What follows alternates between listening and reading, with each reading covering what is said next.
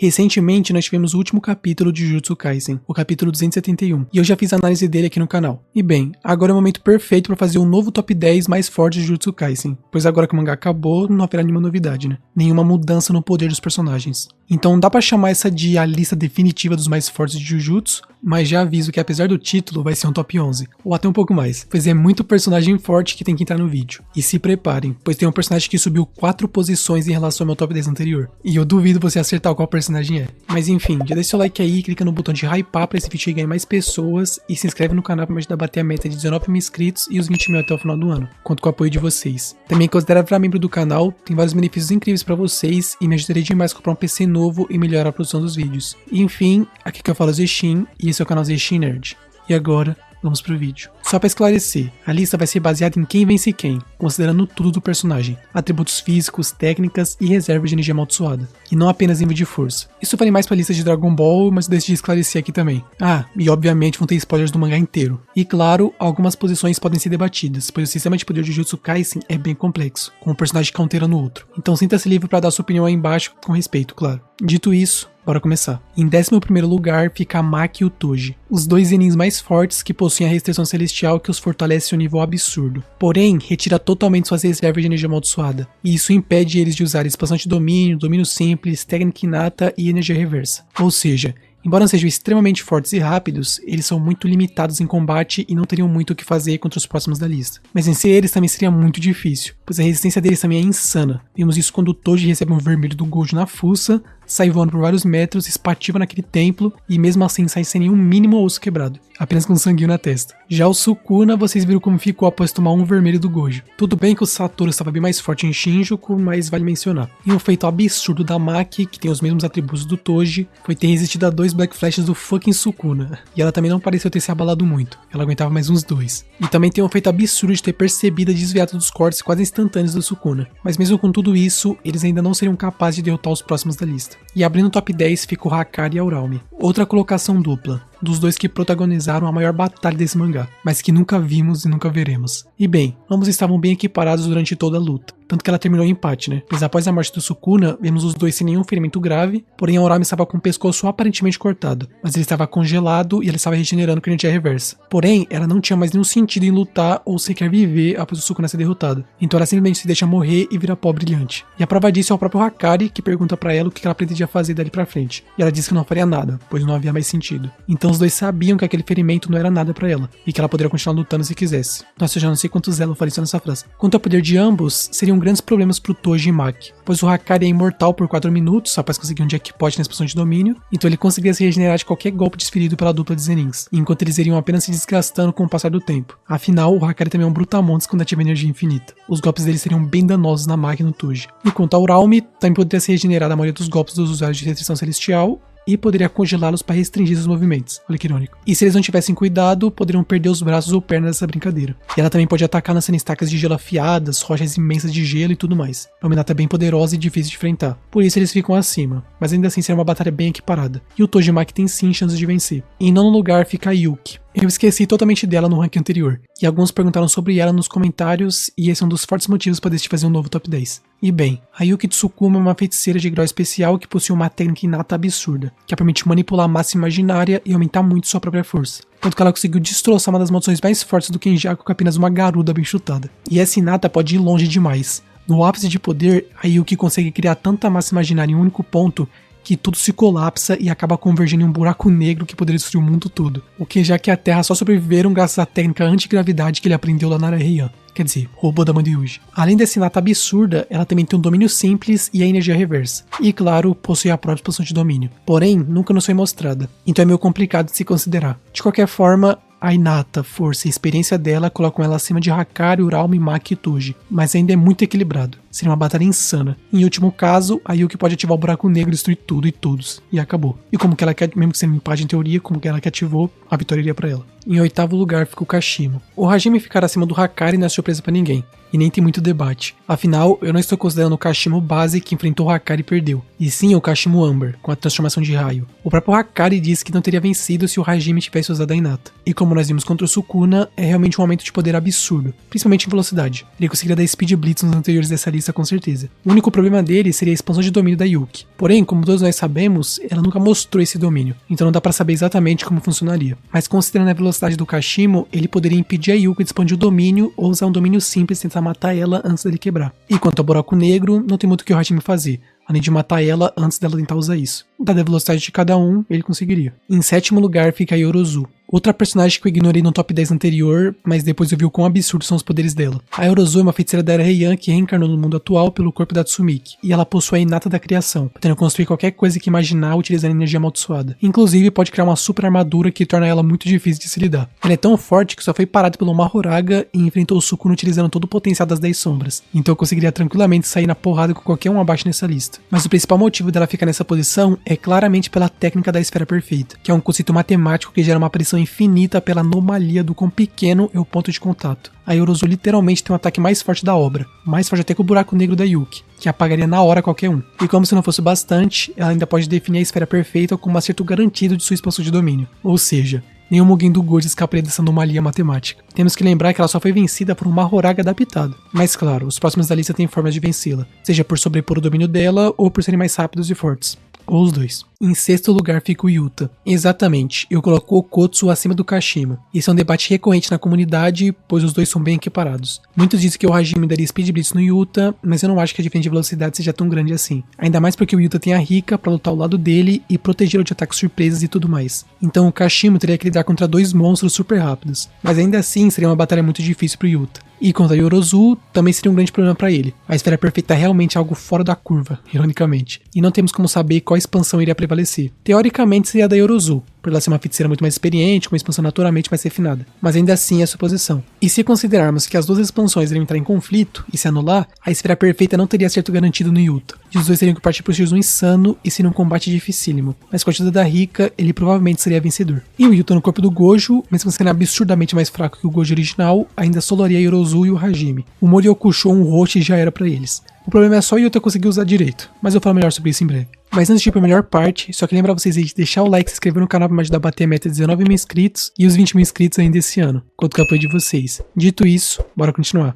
E abrindo o top 5 fica o Yuji. Sim, o nosso querido ditador estando tão alto na lista. Terminou a obra mostrando quem é o protagonista. Nossa, até rimou. Há uns 30 capítulos atrás, ele nem estaria no top 10, mas após tantas evoluções, ele finalmente superou Yuta, Hakari e Maki e se tornou a principal linha de frente contra o Sukuna, o mais forte feiticeiro da história. Isso devido a um feito absurdo que apenas ele conseguiu em toda a história de Jujutsu, dominar o Black Flash. Apesar do seu despertar no capítulo 256, ele passou a conseguir usar o Black Flash quando bem quiser, tendo usado 8 vezes seguidas no Sukuna, um feito que nem o Gojo ou o Sukuna poderiam fazer. Nem os dois mais fortes da história conseguem usar essa técnica tão complexa e poderosa à vontade, que além de causar danos imensos no inimigo, ainda fortalece o próprio corpo, recupera o vigor e tudo mais. Só com isso já complica pra todos atrás nessa lista, pois quem aguentaria uma sequência de Black Flashes na cara? Mas claro que não é só isso. O Yuji também dominou a energia reversa e pode se curar de qualquer dano, aprendeu um pouco da convergência de sangue para poder ajudar a parar sangramentos e lançar alguns ataques, aprendeu o domínio simples, despertou a mesma inata do Sukuna, o Santuário, e claro, o mais épico. Ele finalmente aprendeu a usar a expansão de domínio, que possui o mesmo acerto garantido do Santuário Malevolente, os Cortes. Ou seja,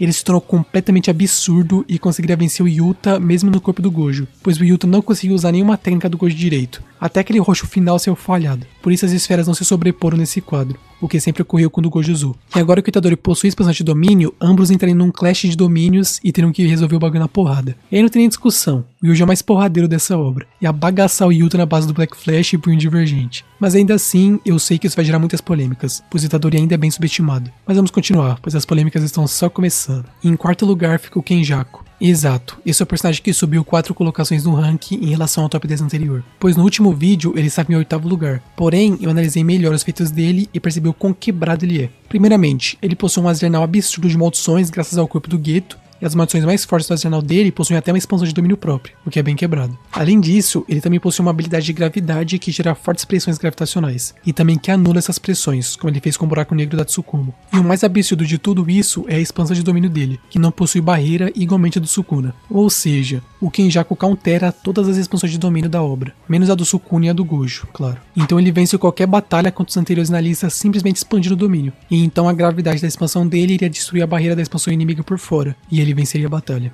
E em questão de força, velocidade e resistência, o Kenjaku é absurdo. Por isso que todas as batalhas contra ele foram 3 contra 1. Na primeira foi Yuki, Chose e Tengen vs Kenjaku. e eles criaram todo um plano bem elaborado para eliminarem ele, mas mesmo assim o Kenjaku venceu no fim. E depois foi Takaba, Yuta e Todo versus Kenjaku. E novamente eles arquitetaram todo um plano para vencer o Kenjaku. Primeiro o Takaba enfrentou ele e foi acumulando danos no Kenjas, como ele mesmo diz, e isso foi cansando ele. Então, depois de vencer o Takaba na base da estratégia, de repente o Yuta se teletransporta para as costas do Kenjaku, tendo a presença escondida pelo Takaba. E mesmo assim o Kenjaku teve reação suficiente para revidar aquele ataque surpresa com a técnica de antigravidade, mostrando que a velocidade dele é absurda. Mas então o Todo teleporta o Yuta de novo para as costas do Kenjaku e dessa vez é impossível desviar. E então finalmente o Yuta consegue decapitá-lo. Ou seja, foi uma emboscada muito injusta e mesmo assim o Kenjaku teve velocidade suficiente para contra-atacar. Mas os feiticeiros se prepararam para isso e usaram outro teletransporte. Ou seja, ele vence qualquer um abaixo nessa lista no mano a mano, utilizando as maldições da gravidade. E se isso for uma batalha de domínios, vixe, a vitória dele é garantida. Então vamos continuar. E abrindo no top 3 ficou Mahoraga. Mesmo sendo apenas um Shikigami das 10 sombras, ele é tão poderoso que fica acima de muitos feiticeiros, merecendo um lugar próprio no top 10. E isso tudo, pois ele é super forte e rápido, tendo saído na porrada com o Sukuna de igual para igual lá em Shibuya, destruindo a cidade inteira, e quando enfrentou o Gojo, ele estava ainda mais forte devido ao domínio do Sukuna, inclusive com as técnicas do próprio Rei das Maldições, como nós vimos quando ele cortou o braço do Gojo. E inclusive, ele possui o próprio corta-mundo, embora a maioria das pessoas esqueça disso, afinal o Sukuna só conseguiu o corta-mundo graças ao Mahoraga, ele copiou dele basicamente, então é isso, ele ia conseguir distribuir corta-mundo por aí e já era. Só que claramente bem mais fracos que os do Sukuna, teoricamente. E claro, sua principal habilidade, a super adaptação. Caso enfrentasse o Yuji, em pouco tempo ele poderia até mesmo se adaptar aos Black Flashes, bem provavelmente. Embora eu ache que o Mahoraga padrão já seria mais forte fisicamente que o Yuji, então ele com certeza venceria essa batalha. E também solaria o Kenjaku, não teria o que fazer contra esse monstro. A partir do top 3 é outro nível. Mas seria uma batalha bem difícil, pois contra o Kenjaku teriam muitas coisas para se adaptar, e o Kenja já é gênio. Mas ele não tem com um corta-mundo no bucho, né? Menção honrosa. E antes de prosseguir, eu queria fazer uma menção honrosa ao Megumi, pois agora que o Mahoraga foi destruído pelo Gojo, o Megumi conseguiria fundir a essência e os poderes do Mahoraga e algum Shikigami que ele controla. Poderia inclusive ser naquele cão divino. Imagina como ficaria incrível esse design. Aquele cão divino preto com a roda do Mahoraga em cima da cabeça, se adaptando a tudo. Mas como o mangá terminou sem o Megumi mostrar isso, eu vou apenas colocar ele como menção honrosa, pois ele pode se quiser. E como eu coloquei o Mahoraga em top 3, essa também é a posição hipotética do Megumi atual, considerando que o Mahoraga mantém os poderes que adquiriu durante a batalha dos mais fortes, ou seja, os cortes do Sukuna e o corta-mundo. É tão incrível ver meus Golds Yuji e Megumi apenas abaixo do Gojo e Sukuna. Eles realmente tiveram grandes evoluções.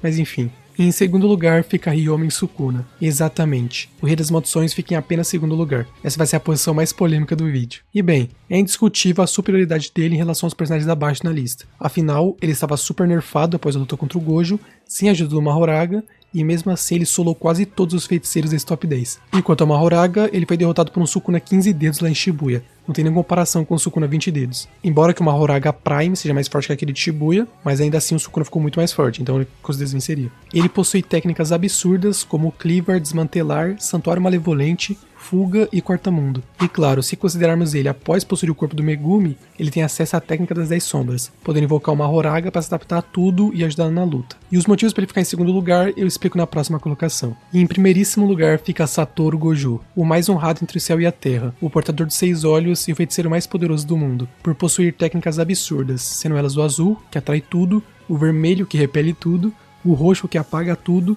o Mugen, que defende tudo, o Muryokusho, que paralisa tudo, e as técnicas mais padrões de feiticeiros. Energia reversa para se curar de qualquer dano, e o Gojo tem uma maestria tão grande ao ponto de conseguir destruir e regenerar o próprio cérebro para recuperar a sua inata após a expansão de domínio, e o Black Flash, porém ele não consegue usar quando quiser, que nem o Yuji The Goat. E o motivo dele ficar acima do Sukuna é bem simples. O Gojo countera todas as técnicas de todas as versões do Sukuna. Vamos começar pelo Meguna, a versão que ele enfrentou. Ao analisar a luta, fica claro que ele só perdeu por 2 motivos: falta de conhecimento e roteiro forçado. Afinal, após o Gojo e Sukuna travarem 5 clashes de domínio em sequência, ambos ficam super desgastados e não conseguem mais expandir seus domínios. E vocês veem que nessa cena, o Gojo só precisava de mais uma expansão de domínio, e então destruiria o Mahoraga e teria a vitória garantida. Ele só precisava expandir mais uma vez. Porém, o Gojo já havia destruído e regenerado o cérebro 5 vezes, e esse se mostrou o limite dele. Ou seja, se o Gojo tivesse conhecimento sobre o Santuário Malevolente e não ter barreira, ele não teria feito aquela primeira expansão à toa. Ao invés disso, ele já teria começado utilizando a mini expansão de domínio ou a inversão de barreira. E então, ao chegar nesse momento, ele teria 1 ou 2 expansões de domínio sobrando e teria derrotado o Sukuna. Ou seja, foi realmente uma luta bem injusta, pois o Sukuna tinha conhecimento sobre todas as técnicas do Gojo e tinha planejado como usaria cada uma das técnicas para vencer. Já o Gojo não tinha conhecimento algum sobre as técnicas do Sukuna ou sobre o funcionamento do Mahoraga, e teve que se adaptar a tudo no meio da luta. E mesmo que tenha conseguido, ele se desgastou bem mais do que deveria. E a parte da sorte foi quando o Sukuna ganhou o Cortamundo no momento perfeito. Ele mesmo havia dito que estava esperando uma adaptação do Mahoraga que ele pudesse usar, já que a primeira adaptação envolvia a mudança de energia amaldiçoada e o Sukuna não conseguia replicar. Ou seja, sabe-se lá Deus quando o Mahoraga iria se adaptar de uma forma específica que o Sukuna pudesse copiar. E convenientemente essa adaptação perfeita veio no momento perfeito para o Sukuna, quando ele estava à beira da morte, após tomar o Roshi restrito. E claro, também tem o fato dele ter sobrevivido àquele roxo, né? Sendo que o próprio Sukuna disse que iria morrer se tomasse um roxo daquela proximidade, mesmo que fosse uma liberação normal de 100%. Mas tudo bem, né? Tudo bem. Ou seja, uma batalha onde os dois têm o mesmo nível de conhecimento,